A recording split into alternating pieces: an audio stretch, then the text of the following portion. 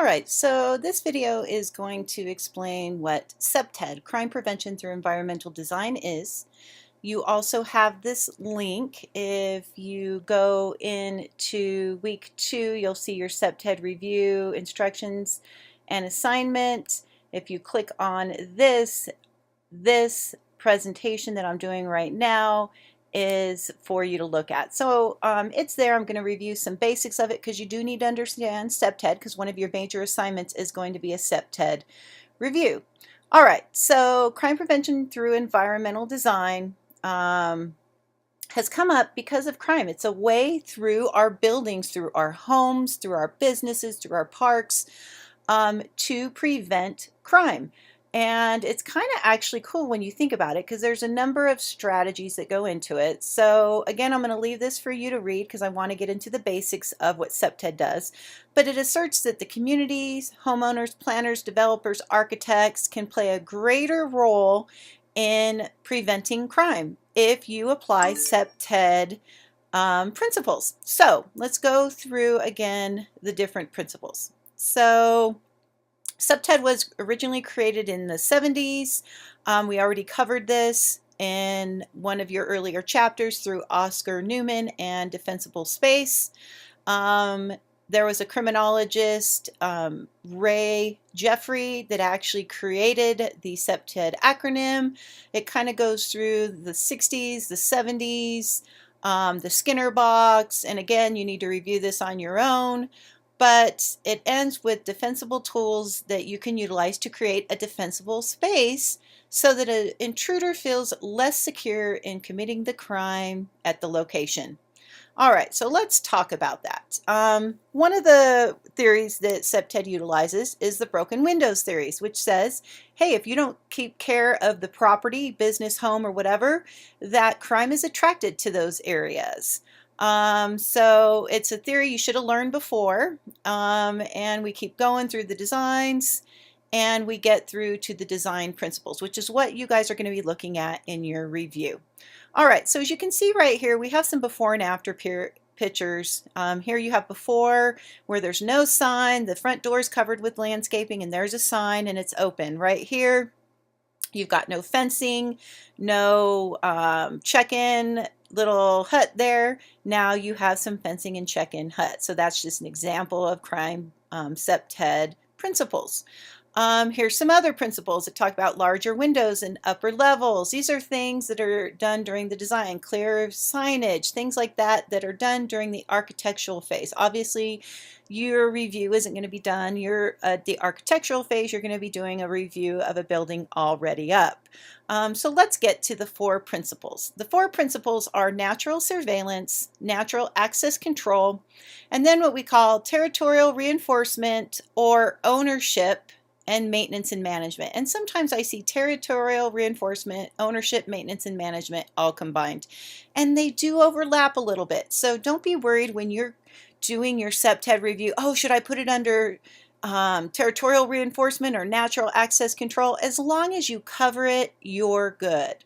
All right, so natural surveillance is saying that the flow of activities can be channeled through by having more observers look at the potential crime area by using windows, lighting, removal of obstructions can be placed to improve sight lines from within buildings.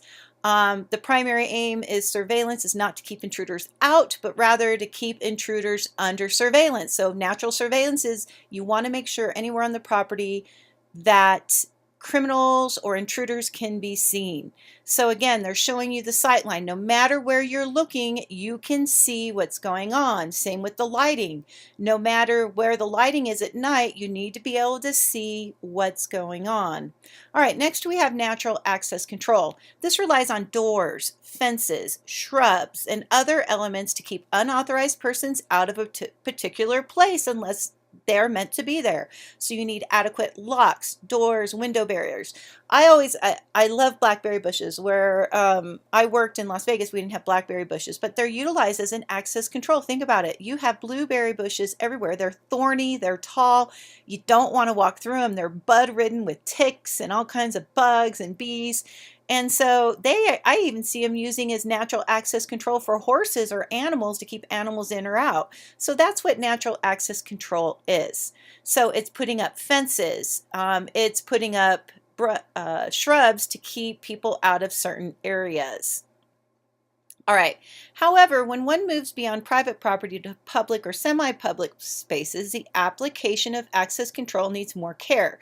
So again, you need to have entrances and exits and fencing and landscaping and lighting and foot and vehicular traffic, all engaging in ways to keep the intruders where they need to be.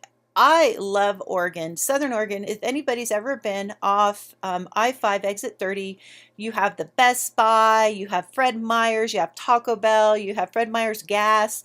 There is so much shopping over there, but if you've ever tried to get in and out, it's called ingress and egress.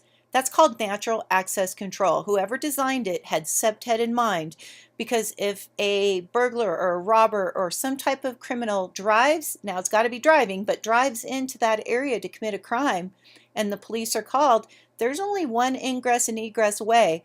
In Vegas, we had like 20 different ways to get into a shopping mall or shopping center. Now that's great if you go there not to commit a crime because you have all these different ways to get in and out, but if you're a criminal, it makes it a lot harder. So that's natural access control. Again, we have lighting and fences and walkways. All right, so I'm going to let you pause this to look through this more.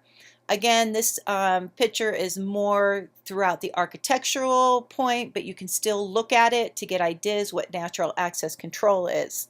All right, now we're on to territorial reinforcement or ownership. So people naturally protect a territory that they feel is their own and have a certain respect for the territory. Clear boundaries between public and private areas are achieved by using physical elements such as fences, pavement treatment, art signs, good maintenance, landscaping. It can be seen to work when a space is clear, legitimately, has transparency, directness, also clean. You don't want to see a lot of boxes and trash. So territorial reinforcement is important. See how it's clean and you know that this apartment complex is all one, this is one house. Very easy. And then you have maintenance and management. And like I said, sometimes that falls under territorial reinforcement and ownership. And this is related to a neighborhood sense of pride. So again, that broken windows theory, you want to keep it nice and clean and clear. All right. Here we go. There's also what we call the 3D approach, which is designation, definition, and design. It helps the user in determining the appropriateness of how a space is designed. The 3D concept is based on the functions and dimensions of human space. So designation is you need to look at, and when you do a CPTED review, you need to look at what's the designated purpose for this space. Is there any conflict? You need to look at definition. How's the space defined? Who owns it? Where are the borders of it? And then you need to look at design. How well does the design support the intended function? Does it conflict or impede? Look at this out. This is really big. The top picture right here where you have before CPTED improvements and after. Again, the top one a lot of people love because it gives them privacy, but it does make it easy for a criminal to break in. All right, here's some before and afters. Here's some guiding principle for safe design you can look at, and there's some references. All right, that will end this video. There's going to be one more video on your assignment.